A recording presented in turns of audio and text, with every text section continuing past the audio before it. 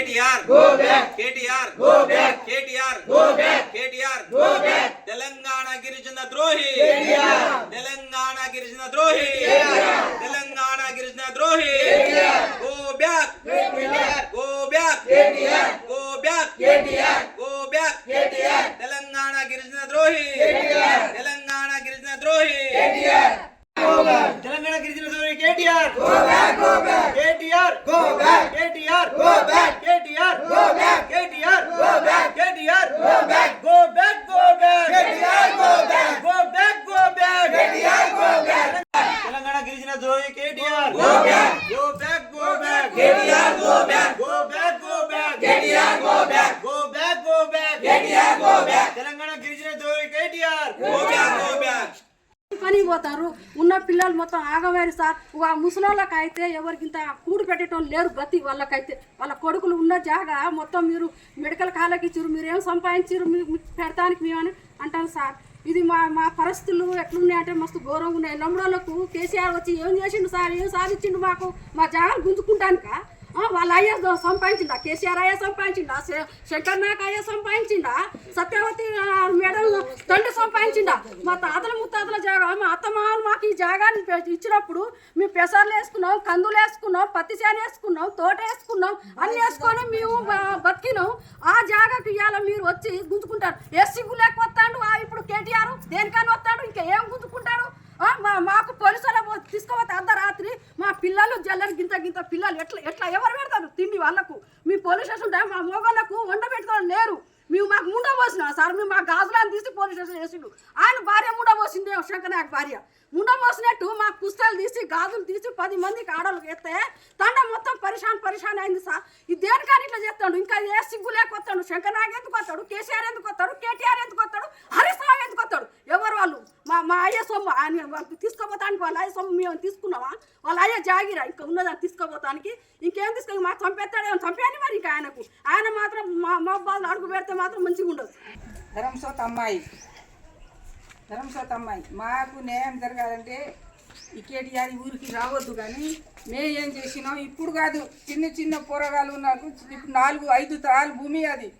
ఆ భూమిని దున్నుకున్నాం, తోట వేసినాం, సద్ద చేను వేసినాం, జొన్న చేలు వేసినాం, ప్యాసలు వేసినాం, పొలం వేసినాం, అన్నీ వేసినాం. అది మా బతకలేక 2 సంవత్సరమే వదిలిపెట్టినాం మేము. ఎందుకంటే మా బతుకు లేక ఊరికి పోయినాం, ఏమో బతుకుతేక. ఆ భూమిని వచ్చి లంజా కొడుకు వచ్చి మొత్తం సాధన చేసుకున్నాడు. ఎందుకు చేసుకుంటాం అని మందు పోసుకున్నాం, మందు తాగినాం, మళ్ళా బాయిలా పడ్డాం, ఆ మందు పెట్రోల్ పోసుకున్నాం. ఆయన కూడా వదిలిపెట్టలేదు. పెట్రోల్ పోసుకున్నా గర్రగా తాడ వేసుకొని అందరికీ గుంపు చేసి ఆ యాన్లో వేస్తాడు. ఎందుకు వేస్తున్నావు సార్? మేము నేలం చేసినామని అంటే మీరు భూమి లేదు, జాగా లేదు. ఇక్కడ సత్యవతి దగ్గర పోతే అది అసలు జమియలేదు అని భూమి లేదు అని ఇట్లా చేస్తుంది. దయాకర్ రావు వచ్చినప్పుడు దయాకర్ రావుకి కవిత చేపెట్టడానికి పోతే వాళ్ళ భూమి ఎక్కడిది? ఇది మన భూమి, వాళ్ళ అయ్య సంపాదించిన భూమి, వాళ్ళ తల్లి తండ్రి అందరు సంపాదించుకున్న భూమి అని అడ్డం చేయి పెట్టి ఎవరికి మాట్లాడనియకుండా అడ్డం వచ్చింది. మేము వెనక జీబీ వెనక మేము ముందట పోతే అందరికీ పోలీసు వాళ్ళు తలిగి ఇటు అటు గుంజి పడేస్తానా? ఎందుకు మా భూమిలో మీరు దౌర్జన్యం చేస్తానని మా కూరలు పోయి ఆ బొచ్చ ముగ్గురిచ్చింది, ముగ్గు పోసే బొచ్చ అయితే ఎత్తి యాన్లో వేసిండు. ఇంకో మాకు ఆ ఎరాలు దాని కింద పడ్డది, అది జేసీబీ కింద. దానికి జేసీబీ కొద్దిగా అయితే జేసీబీ తీసుకుందని అని సోయి లేకుండా అది పడి ఉంది. ఆ పిల్ల దానికైతే మాత్రం అన్ని గాజులు గీది అన్ని పిల్లగొట్టిండ్రు. ఆ పోలీసు వాళ్ళకి తీసుకుపోయి ఆ వ్యాన్లో వేసిండు. ఆ శంకర్ నాయక్ ఏం చేస్తాడు? మీది ఏముంది ఇక్కడ? మేము గద్దెలు కట్టుకొని ఆడుకోవటానికి వచ్చిండ్రా? ఇక్కడ ఎందుకు వచ్చిండ్రు? మేము అయితే డప్పు అయి మేము డ్యాన్స్ చేస్తామని మేమన్నాం. డ్యాన్స్ చేయడానికి వచ్చిండ్రా అని ఆలోచన కొడుకుంటాడు. మరి మా భూమి పోయింది, మా జాగా పోయింది, అన్నీ పోయింది. మా మూగోడు మంచంలో పడ్డాడు, మాకు తిండి పెట్టేటోళ్ళు లేరు. 1 ఎకరం 3 ఎకరాలు ఇస్తాను, దాన్ని 3 ఎకరాలు మన్ను పోయా 3 ఎకరాలు లేదు. మాది పైసలు దక్కలేదు, మాది భూమి దక్కలేదు, మాకు పని దక్కలేదు. ఏది దక్కకుండా ఆ పనికే అమ్ముకున్నాడు. 2 లక్షలకు 150 లక్షలకు 1,00,000 రూపాయలకు ఆ భూమి పైసలు మొత్తం పని అమ్ముకొని ఎక్కడెక్కడ ఊర్లలోకి తెచ్చి ఆ భూమిలో పనిలో పెట్టిండు. ఇక్కడ ఉన్న వాళ్ళకు భూమి ఉన్న వాళ్ళకు ఎవరికి పని చేయలేదు. మరి మేము ఏం దీన్ని బతకాలి? మాటి భూమి పోయింది, ఇప్పుడు మాకు పెట్టేటోళ్ళు లేరు, మాకు పిల్లగాళ్ళు లేరు, మోకాలు పడిపోయినాయి, మా అమ్మగోడు మంచంలో పడ్డాడు. మరి మేమేం దీన్ని బతకాలి? మాకు ఎవరు పెడతాడు? మా సంపాదన వచ్చి వాడు తీసుకోపోయిండు. ఇప్పుడు ఈ మై బాధలో అయితే వాడు అడుగు పెట్టేవద్దు.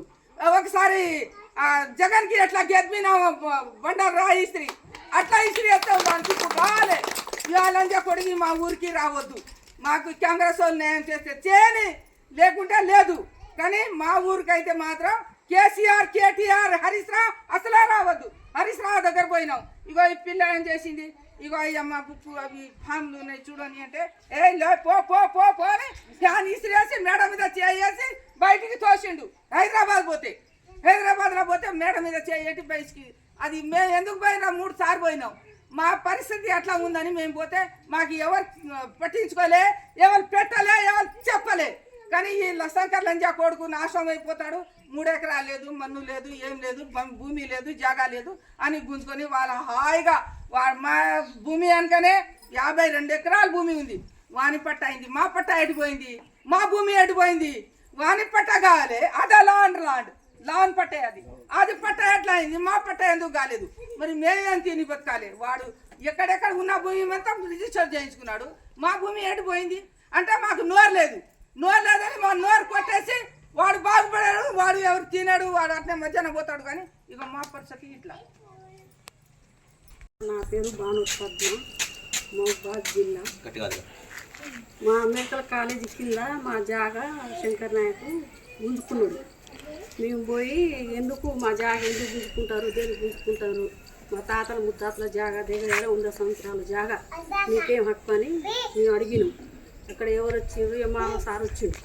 మేము పోయి మీ రైతులు పోయి అడిగితే మీ జాగా లేదమ్మా, ఇక్కడ మెడికల్ కాలేజీ కట్టాలి, ఈ జాగా మీది కాదని అన్నాడు. అట్టెట్లా సార్, మరి ఇది ఉన్నది కదా, మాకు పట్టాలు ఇస్తామన్నారు కదా, మాకు జాగ ఉన్నది, తెలంగాణ ప్రభుత్వం వస్తే పట్టాలు ఇస్తామన్నారు, జాగి ఉన్నది అన్నారు, రైతులకు లమ్మడోళ్ళకు పై మెట్టు నెక్కిస్తానన్నాడు.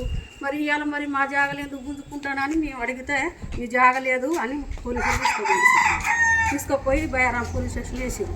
మరి తెల్లారి మాకు ఇంటికి వచ్చిన తర్వాత మళ్ళీ ముగ్గు పోతారు సార్. ముగ్గు పోతారంటే ముగ్గు ఎందుకు పోతారు సార్, మళ్ళీ మా జాగా మాది కదా, మా జాగా పోసింది అలా అంటే పోలీసులు వచ్చి మా దౌర్జన్యంగా పోలీస్ స్టేషన్ మళ్ళీ బయారాం పోలీస్ స్టేషన్ తీసుకుపోయిన తర్వాత అర్ధరాత్రి 10 మందికి సెంట్రల్ జైలు తీసుకుపోయినప్పుడు వస్తారు పోలీసు వాళ్ళు మాకే తీసుకుపోతారు,